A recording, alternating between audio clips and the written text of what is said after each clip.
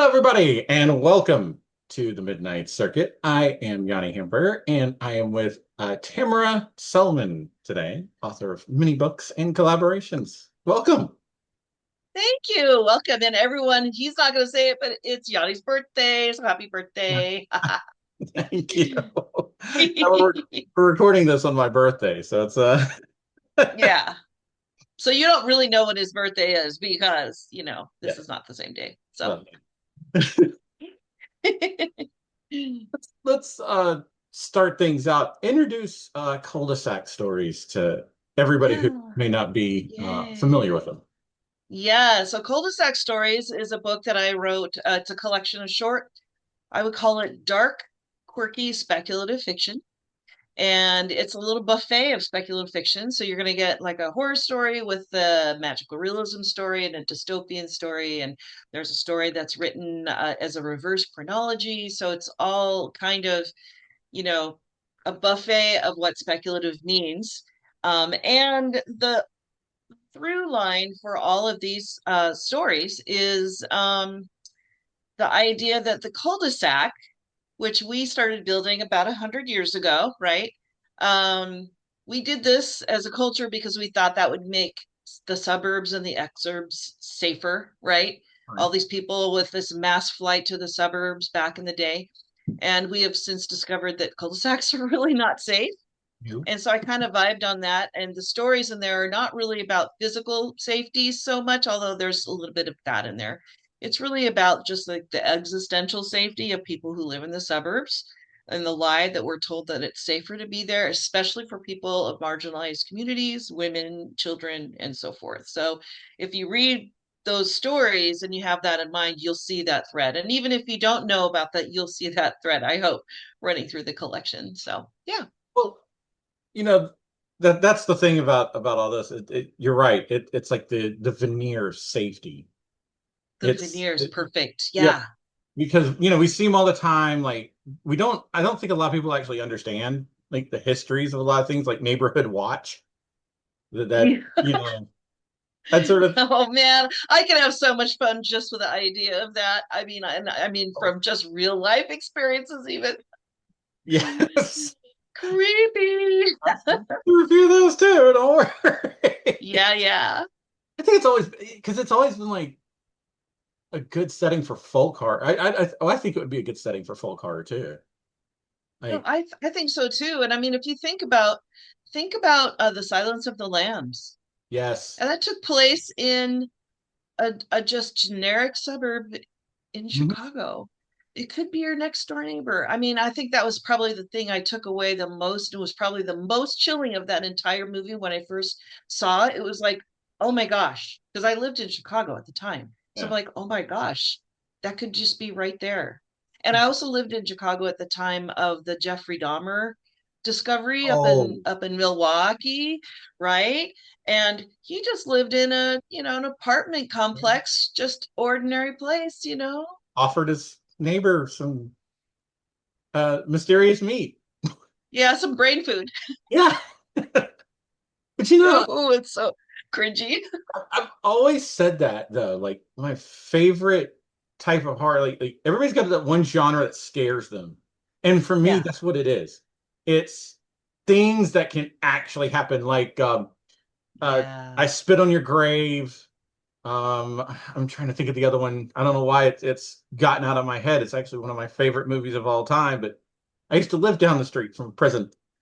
So Oh, okay. Yeah. I mean, you just that's and yeah, to me that I'm exactly in the same situation with you. I'm not one who really is scared by like splatter or gore or I can be victim to a jump scare, sure. Okay, fine. That's what they're there for to catch you unaware. But like slashers and stuff, they kind of make me laugh because they're kind of absurd. And yes. so and I'm also someone Cartoon. who's been a camper my whole life, so the idea of going to a cabin in the woods sounds appealing to me, and I'm not afraid of that. So, but but the idea that there are things that people are doing that are dark and disturbing right within our own realms where we live and feel the most safe. And I think that's why Jordan Peele's movies are actually so appealing to me Yes. because, we're talking about neighborhoods and places that are familiar to all of us, and yet there are these disturbing things happening behind closed doors. And yeah, and to me that is full core. The full core doesn't have to be all the way out in the rural counties either. It could just be right there Yep. in a neighborhood, any random American neighborhood or elsewhere. Yeah. And let's move back over to intention trimmer here for a minute, because Yeah. you have written about, and what I love about personal horror is when somebody's gone through it. And Yeah. you wrote about your MS diagnosis here, and Yeah. what what would you want to tell people about all that? Well, yeah, that's really interesting to push that into a horror discussion because it is, in a sense, a kind of body horror. If you really look at what MS is, it's your body attacking your brain matter, and you can't really stop it. That's pretty freaking horrifying. So, yeah, I wrote about it because I'm just by my very nature a writer, and I use writing to sort out all the things, whether it's something within my own life or just what's happening in the universe or whatever. So, I wrote it because I went looking myself for writings about living with chronic illness, specifically MS, and it just didn't really find. I found some good writing for sure, but I didn't find the thing that I wanted to read or what I felt like would have helped me. And so I thought, well, I may as well be the one to write that, and it's got to help somebody somewhere. And yeah, going into that dark space of, I mean, it's really when you get a chronic illness diagnosis, especially something that, I mean, there's no cure for it. It's very expensive to maintain. It's painful. It's disabling. It can be. It's very uncertain. You don't know when you're going to get a flare. There's no rhyme or reason to it. So there's just all of that that you have to kind of deal with every day. Um, when you share your experiences about that kind of thing out in the world, it's scary enough because there are people who will judge you and tell you you're wrong and just be really crappy to you. I mean, social media is just a terrible place to be if you have chronic illness because there are so many people who just want to hate on you for whatever reason. It's awful. They Fine. Okay. yeah. Yeah. What's that? I was gonna say they kind of almost encourage that now. I know it's terrible. So, but on the other hand, when you put that stuff out there, it helps other people kind of navigate that darkness. And what really is happening is you're going through a grief response. You're going through all those stages of grief. And that is dark territory. There's a lot of mental health concerns that arise from that. There's a lot of body horror that rises from, why are lightning bolts shooting through my body right now? Why do my feet feel like they are on fire? And I look down and they're fine. They're not even red, but they feel like they're literally on fire.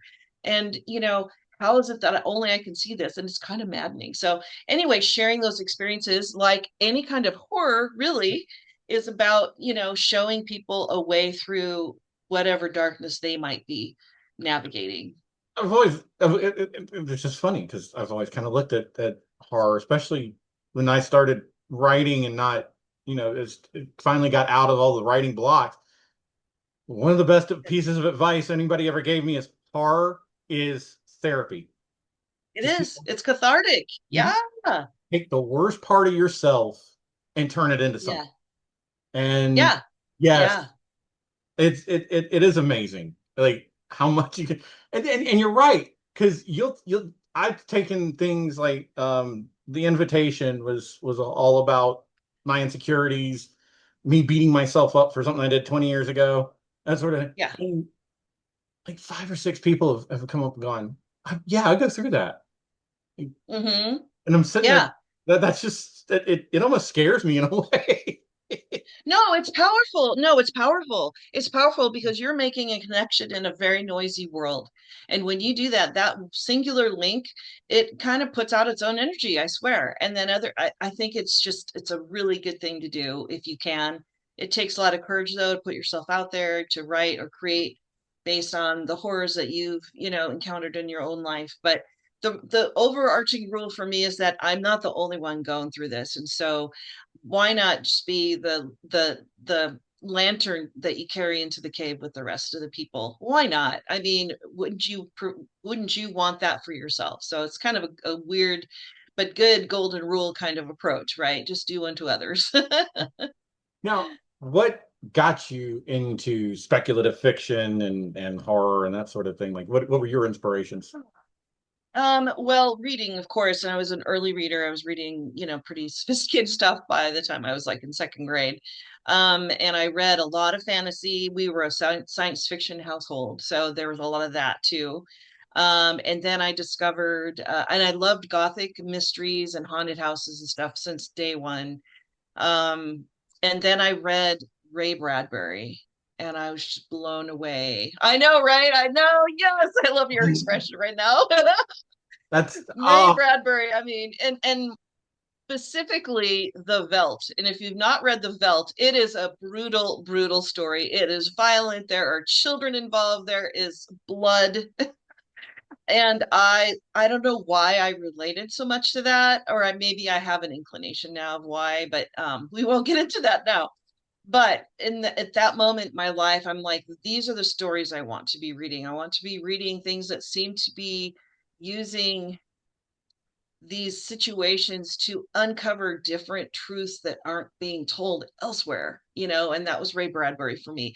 Ursula K. Le Guin, also, same thing. And perhaps my favorite author of all time, Margaret Atwood, who is just a goddess and who's probably, I can't speak for Margaret, but she wrote Handmaid's Tale. I read it when it first came out back in the 80s when nobody had even heard of it.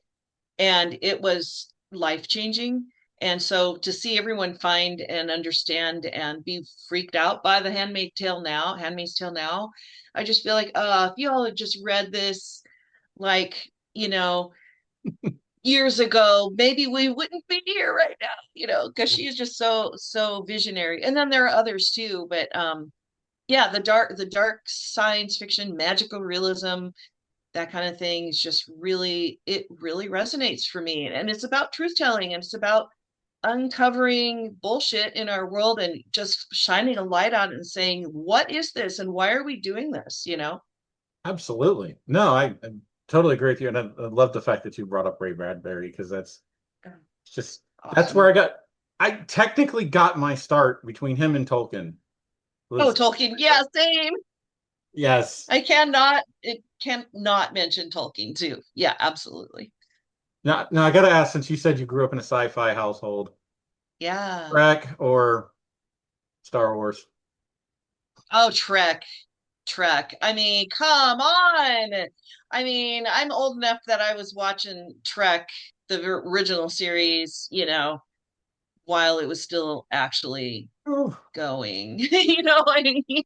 No, Trek is great to me because Trek is hope punk, if you think about it. yes. It's trying to move forward. And I think Star Wars is, good versus evil, and I just don't think it's that black and white. Sorry. Star Wars is kind of where we are right now, and Yeah. Star Trek is But we where we're need to trying go to to Star Trek. get. Yeah, we need to explore new worlds and seek out new life and new civilizations because and boldly go where no person has gone before because we've got to shake off what we're doing right now. This is not working. No, not in the least. Not in No. the least. I just had to ask that question because I kind of you have to with sci-fi people. So Oh yeah, they definitely have an opinion. We all do.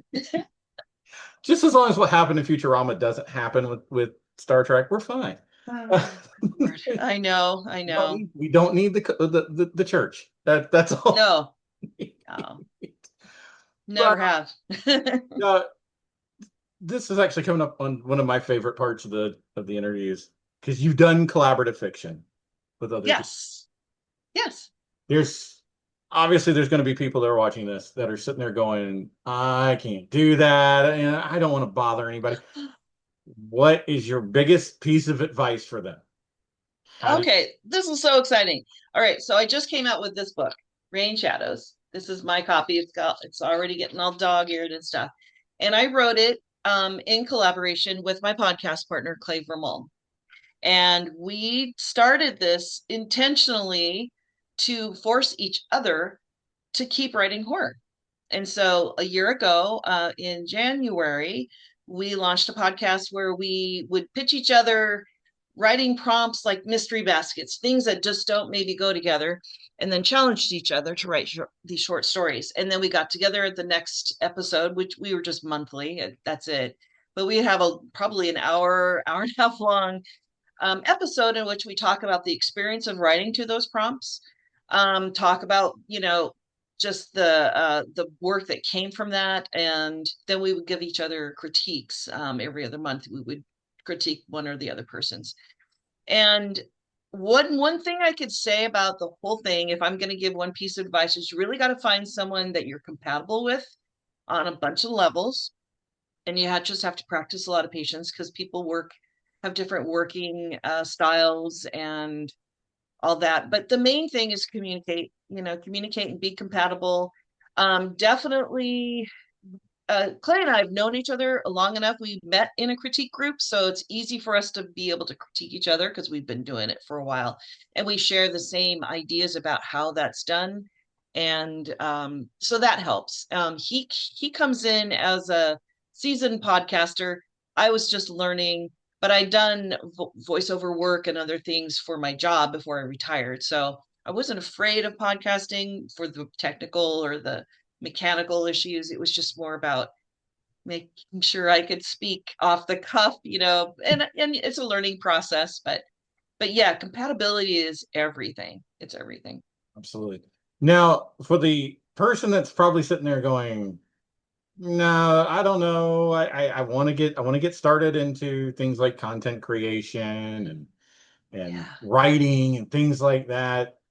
Other than just do it, uh, which is all our advice. Um, Yeah. what what would you give the advice to Oh, those wow. scared to start, really? Yeah, scared to start. So this is a challenging question for me because I've been writing since I was 4. And I knew at age 4 that my life would be spent writing to make something better, whether the world a better place, which is so lofty, or just to heal problems like we were talking about earlier about therapy or whatever. But I knew writing would be, that's the hat I'm wearing my entire life. Yeah. So it's really hard for me to say just get started, because I never I started basically that way from the get-go. But I will have to say that if you want to be a writer or a create content creator, no matter what, because I also make little films, I do poetry, I do all kinds of stuff. I'm a super creative person. It's not only just do it, because that's part of it. Just do it and fail and learn and find enjoyment in failing, because failure is how you learn and grow, and it's okay. I say that as a Gen Xer who just had to fail at all the stuff that was thrown at us in technology, because there was really no way through it except to just go and try it and mess up and try again until you mastered it. And that's how I've learned, just for learn. But I would say understand why you want to make content and for who that content is intended. You need to know your audience. You need to know why. A lot of people, and then really question why. If you want to make content because you want to make money, I'm telling you, Yeah. let's restart and go back and decide again, because that is not a reason to make content in an extremely noisy, media saturated world. You're not going to get that. If that's the only reason, like, oh, I mean, I know someone who's done this, someone who would write a 30,000 word romance novel in a week, and at the end of the week upload it to Kindle and press publish, never looking back at it again, thinking, oh, I'm just going to make all this money. And they would sell it as for 99 cents or whatever, unedited, all of that. And then after a few of these have gone up online and you can't take them back, it's out there now. They're complaining because no one's buying their books and they're not making any money. And it's like, well, that's because you weren't in it for the craft. You weren't in it because you had a story to tell or reason for being within the context of that content. So if you're only doing it just because I'm going to make money, that's just, step away, because this is not for you. However, if you're doing it because you have something to say, or that you want to explore something that you don't understand, those are great reasons to make content. And Yeah. again, go there, do it, fail at it, keep going, because along the way you're going to find that creating of the content is actually more than just the outcome and the finished product, but it's also, I know it's cliche, but it's the journey, not the destination. Yeah. And you're going to be a better human being at the end of your life for pursuing these creative, ideas that you have, even if they don't ever make you famous and rich and all of that. So know why you're doing it. And it has to be really compelling, because if it's not, if you don't wake up every day wanting to write or create, then you're not going to be able to sustain that. Oh, absolutely. So, No, what you were just saying about your friend, that's the fast track to burnout. And I think a lot of people don't oh, realize that for real. is, oh, yeah, I'm Seriously. just going to slap up a few, short stories or slap up a few videos. And it's like, nobody's Yeah. watching. What the hell am I doing? Yeah, you're right. Those people burn out so fast. Yeah. It's sad because I know that there's something about creating content that's appealing to them. But some people are just not meant to do it, and some Right. people just have to do a lot of learning first. And that means either experimenting or taking classes or workshops or whatever to hone the craft. And there's a craft to anything creative. Absolutely. So, Yeah. yeah. And I've also told people that in radio too. It's like, if you're coming in because you think you're going to go to a big market and make a ton of money right away, no. No, no. I mean, it happens. You hear stories all the time. It happens, but that 1 in 10 million%, Yeah. odds is it's just forget it. Just to stop Well, already. And you can get published. I've been published oh, yeah. traditionally several times now, and I'm making little films that are showing up in film festivals. That doesn't make me famous or rich, but I'm doing the thing that I love, that moves me, and I'm compelled to make this stuff. And I know that it affects people in positive ways. It gives them things to think about. And so to me, that is as good a payout as anything, knowing that in your small community of followers and readers and viewers, those people they'll go anywhere you go, even if it's only a few hundred. That's great, because those are my people, and we are all in this together. We are a community, and to me, that makes way more sense. Unless you get, if I hit the big time and suddenly I have a best-selling novel, fantastic. But I don't have any illusions that that will happen, because that's not going to happen for the 99.9% of us. It just isn't. It's just the nature of the beast. I think a lot of us actually don't define rich as the way a lot of people think everybody else defines Right. rich. Rich, Yeah. a lot of us is just, hey, I just want to pay my bills, maybe Yeah. go Yeah. on Yeah. Yeah. vacation every once in a while, you know, Yeah. Yeah. afford Fair. food at the grocery store. Uh, Kind of important. Yeah. You got to keep your brain fed if you're going to make things, for sure. and you're right, because I think a lot of us, when we finally get deep enough into this, we're all, hey, if I'm writing for people that enjoy what I do. If we get a handful of comments saying, "Hey, I love this, that, and the other," that's what we're aiming for. And if we make a couple bucks off of it, so be it. Yeah. But Yeah. yeah, I have to that's tell you, I was at a farmer's market this weekend, and I took my new book, and I had my other books too. I had Culsac there, and I had another collection called Lurking, which is part of this Dark Decades anthology. And I have just one story in it, but the whole anthology is so good. I'm like, I'll just sell these for people because it's such a good book. And I sold out it was the first time I've ever sold out of everything I brought, which was like so just like gratifying, because I found my people and they found me, and we were able to make this connection over books face to face.